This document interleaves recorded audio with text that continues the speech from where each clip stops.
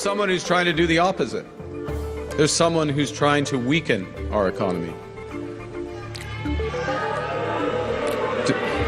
Yeah, Donald Trump. Donald Trump. And Donald Trump, as we know, has put, as the Prime Minister just said, unjustified tariffs on what we build, on what we sell, on how we make a living. He's attacking Canadian families, workers, and businesses, and we cannot let him succeed.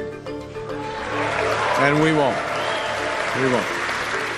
Well, this was a thumping victory for Mark Carney. We saw him on the stage here accepting the leadership of the party, and of course, by default, he will soon be Canada's next Prime Minister. It's an extraordinary result for the central banker, who, despite having a lot of leadership experience, of course, has very little political experience. But politics in this country has been turned on its head in recent weeks, largely because of what's been happening on the other side of its southern border, with Mr. Trump launching attacks on this country's economy with the trade war, and also saying that he wants to make Canada the 51st state of America. That is something Mr. Carney said he would never allow to happen.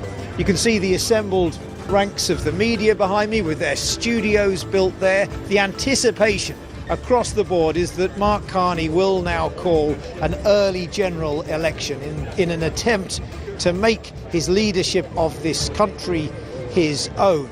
He still faces an uphill struggle. The Conservatives are leading in the polls, but that gap has been narrowing dramatically recently because of that geopolitical dynamic. A party that once seemed tired after 3 terms in office and facing mounting public anger over the cost of living suddenly feels very optimistic. And this upcoming election will be one that is just as much about sovereignty as it is the economy. And that is in large part because of President Trump.